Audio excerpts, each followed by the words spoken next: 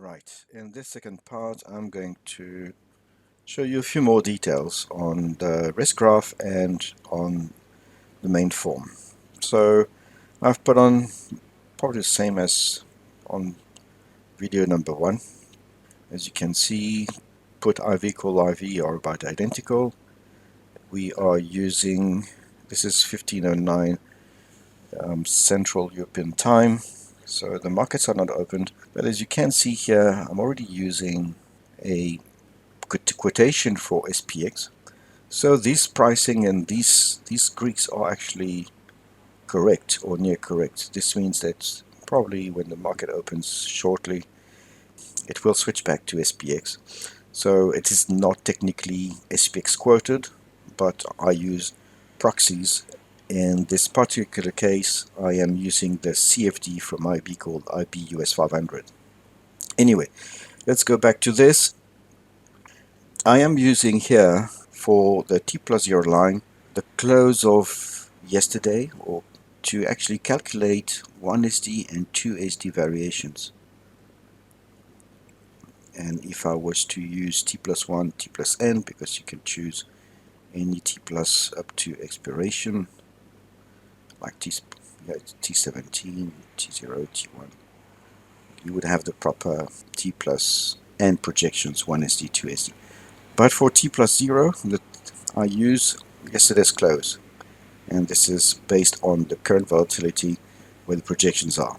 If you click on any, let's say I click around the 2950 and I choose figures, you can see, okay, the underlying price is estimated at 2950.47. I mean, this is, I could actually round it up.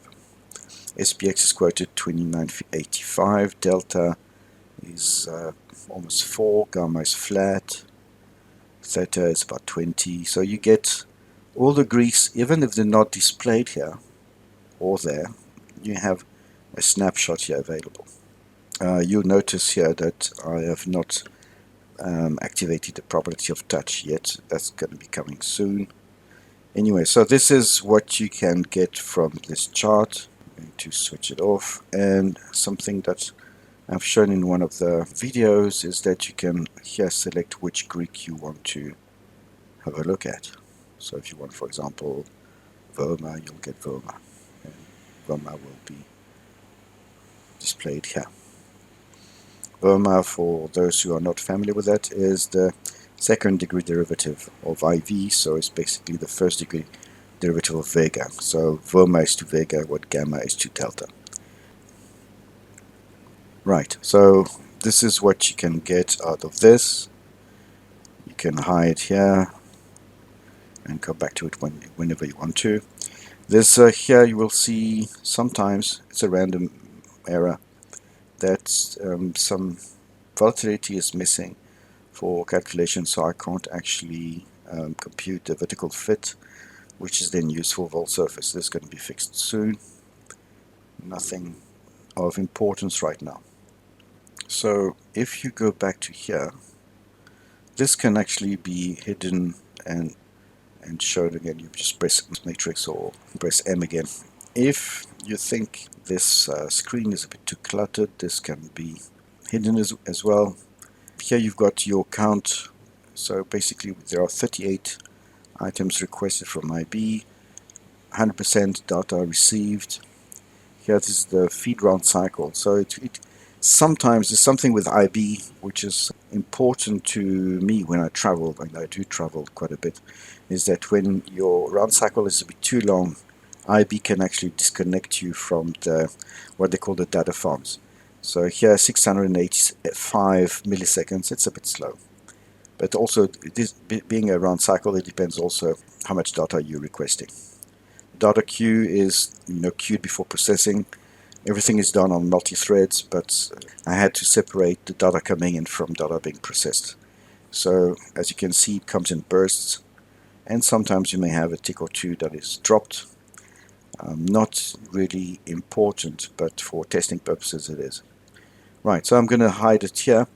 But before I do, something that I would appreciate if you want to test or if you have any trouble with the software is that, okay, I know there's no need, but let's say this is an important item here, or something that I haven't actually come up with my own data sets. So I'm going to clear this. This is okay.